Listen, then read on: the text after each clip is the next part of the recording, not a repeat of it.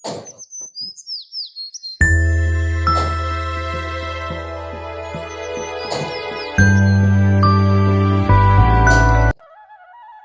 আলাইকুম।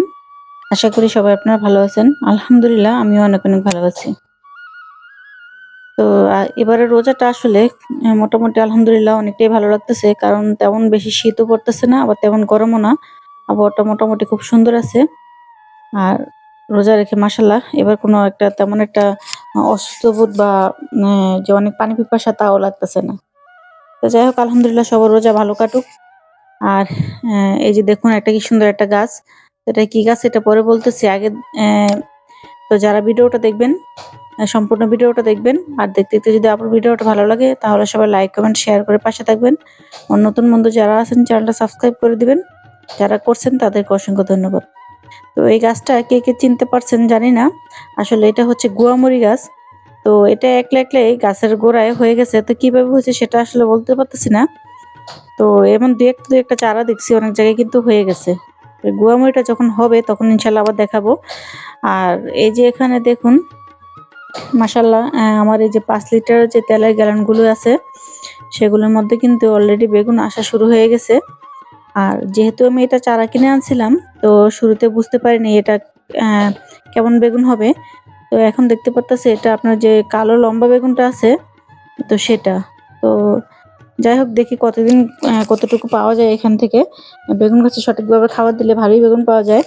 আর এই তো এখানে আমার যেই ডাঁটার বিচিগুলো লাগাইছিলাম তো দেখেন চারাগুলি আলহামদুলিল্লাহ ওঠা শুরু হয়ে গেছে।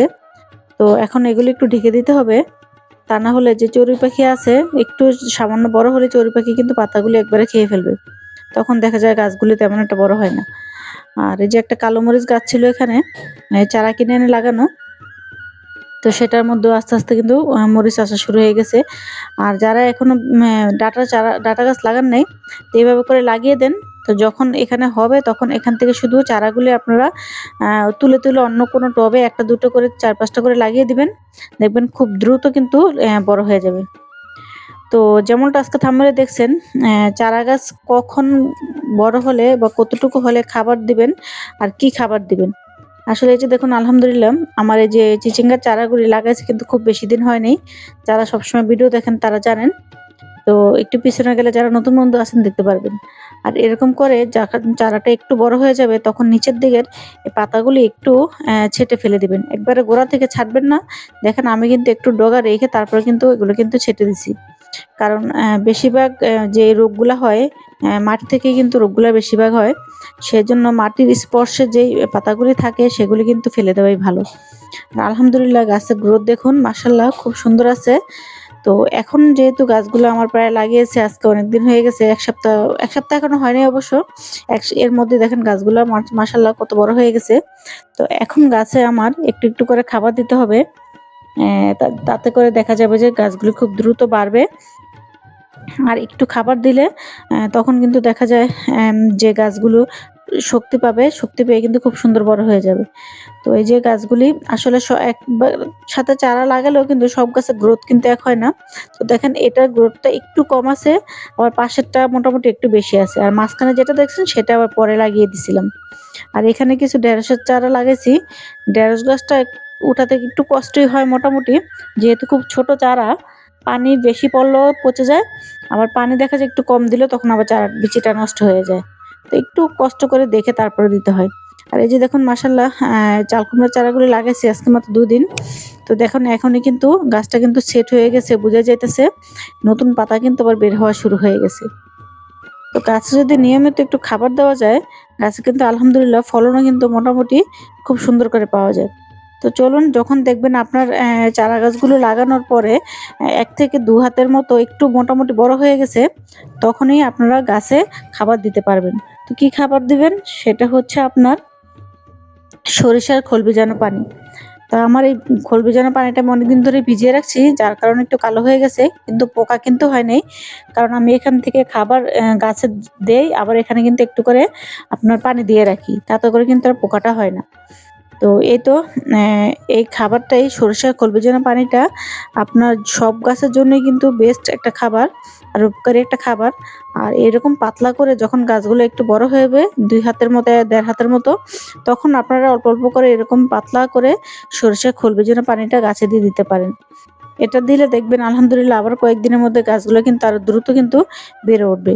কারণ সঠিক খাদ্য যদি গাছে দেওয়া যায় তাহলে গাছ কিন্তু আমাদের ইনশাআল্লাহ দেখবেন খুবই ভালো হয়। আর খুব সুন্দর করে কিন্তু এগুলা কিন্তু দ্রুত বেড়ে ওঠে। তো যারা আমরা সবসময় বাগান করি, গাছের যত্ন করি তারা কিন্তু অনেকটাই বুঝি। তো যারা নতুন আছেন বা নতুন দেখেন, তো তারা হয়তোবা অনেক সময় জানেন না যে চারা গাছে কখন খাবার দিবেন বা কতটুকু হলে খাবার দিবেন। তো শুরুতেই চারা গাছে খাবার দেওয়ার তেমন কোনো প্রয়োজন হয় না। তো এরকম করে সপ্তাহে ১ বার একটু হালকা করে সরিষার খোল ভেজানো পানিটা দিয়ে দিবেন। আর যদি কারো সরিষার খোল না থাকে তাহলে একটু সবজির খোসা ভেজানো পানি সেটাও পাতলা করে দিয়ে দিতে পারেন। আর এই তো আজকেও কিছু চারা ২ ১ টা চারা বপন করব। তো এখানে কিছু মাটি আছে। সেই মাটিটা দিয়ে আমি চারাগুলি লাগিয়ে দিব। কারণ ওই যে খেয়াল করে দেখবেন এখানে কিন্তু সবজির খোসা দেওয়া ছিল, ডিমের খোসা আছে। তো এই যে মাটিটা মোটামুটি একটু উর্বর আছে। তো এখানে আজকে কিছু বীজ লাগিয়ে দেব। আর এরকম ওয়ান টাইম গ্লাসগুলিতে দিলে একটু মোটামুটি ভালো হয়। তো এই বড়টাতে দিলে একটু ভালো হয়। কারণ মাটি একটু পরিমাণে বেশি থাকে। আর পানিটা দিলে খুব সুন্দর করে কিন্তু গাছে কিন্তু থাকে। তো এটা একটু ছিদ্রি করে নিবেন। ছিদ্রি করে নিলে ভালো হয়। কারণ ছিদ্র করে নিলে পানিটা আপনার নিচ থেকে বেশি যদি হয় তাহলে নিচ থেকে বেরিয়ে যাবে। আর যদি ছিদ্র না করেন তাহলে যেহেতু চারা গাছ কয়েকদিন পরে তো উঠিয়ে ফেলবেন, তো পানিটা একটু দেখে, দেখে বুঝে, বুঝে দিবেন তাহলেও তেমন একটা সমস্যা হবে না। তো এর চাইতে ভালো ছিদ্র করে নেওয়াই ভালো, রিস্ক নেওয়া ভালো না। কারণ যারা নতুন আছেন তারা হয়তো অনেক সময় বুঝবেন না। তো তাতে করে দেখা যায় চারাটা মরে যেতে পারে। আর এরকম ঝুরঝুরে মাটিটার মধ্যে আপনারা চারা লাগানোর চেষ্টা করবেন। দেখেন খেয়াল করলেই দেখবেন মাটি কিন্তু একটুও কিন্তু দলা বাঁধা নেই। একেবারে ঝুরঝুরে মাটি। তো এরকম ঝুরঝুরে মাটিটা সবসময় যেকোনো চারা রেডি করার জন্য এই মাটিগুলাই কিন্তু বেস্ট। কারণ অনেকে কিন্তু বুঝতে পারেন না, শক্ত মাটিতে লাগান তখন দেখা যায় চারাটা যখন ছোট অবস্থায় উঠে শিকড়গুলা কিন্তু ওই শক্ত মাটিটা ভেদ করে নিচের দিকে যেতে পারে না। আর চারাটাও কিন্তু তেমন একটা সুন্দর হয় না। তো আজকে এখানে লাগিয়ে দেব কিছু লাউয়ের চারা আর স্কোয়াশের চারা। তো লাউয়ের বীজ যদিও এখন লাগালে তেমন একটা হবে কিনা জানি না। তো তারপরেও যেহেতু আমার ঘরে মোটামুটি অনেকগুলো বীজ ছিল, তো এখানে আমি ৩ টা চারা লাগিয়ে দেব। দেখি এখান থেকে কয়টা চারা ওঠে। তো আর এখানে যে লাল চারাগুলো বিচিগুলো দেখছেন সেটা হচ্ছে স্কোয়াশের বীজ। তো স্কোয়াশের বীজ কেন যে আমি একটাও উঠাতে পারলাম না আমি এটাই বুঝতে পারলাম না। বীজগুলি এত সুন্দর কিন্তু লাগানোর কয়েকদিন পরে দেখা যায় আপনার চারাগুলো ওঠে না, চারাগুলো কিন্তু নষ্ট হয়ে যায়। এতগুলি বীজ আনলাম, একটা প্যাকেট তার মধ্যে থেকে দেখা যায় মাত্র আমার ২ টা চারা উঠছিল, তাও কিন্তু গাছগুলো টিকে নেই। তো লাস্ট এই ২ টা বীজই ছিল আজকে। এই ২ টা আজকে লাগিয়ে দিলাম। তো দেখি যদি ওঠে আপনাদের সাথে তো অবশ্যই শেয়ার করব। হ্যাঁ, আর আরেকটা কথা, এই বিচিগুলাতে কিন্তু অবশ্যই পানি দিয়ে দিবেন। আর যখনই চারাটা রেডি করবেন তখন দেখবেন টবের এই যে চারা যেটার মধ্যে লাগালাম সেটা মাটিটা যাতে শুকিয়ে না যায়। শুকিয়ে গেলে কিন্তু আপনার চারাটা উঠবে না, বিচিটা নষ্ট হয়ে যাবে। ওই যে সামনে দেখতে পারতেছেন আমার যে কাপগুলি ওয়ান টাইম, এরকম মাটিটা কিন্তু সবসময় হালকা, হালকা ভিজা রাখবেন। তখন দেখবেন খুব সুন্দর করে চারা আপনারা রেডি করে ফেলবেন। আর টমেটো এখন একটু, একটু করে হলুদ একটু মোটামুটি হলুদ হলেই কিন্তু আমি কিন্তু পেড়ে নিয়ে যাচ্ছি। কারণ একেবারে কাঁচা টমেটো তো ঘরে নিয়ে রাখা সম্ভব না। এত কাঁচা টমেটো তো আর খাওয়া যাবে না।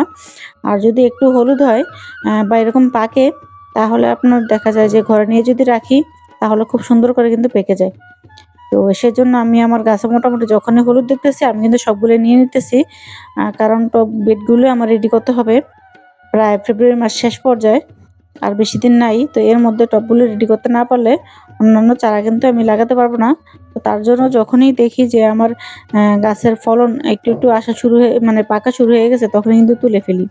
আর হারভেস্টিং একটা বড় ব্যাপার।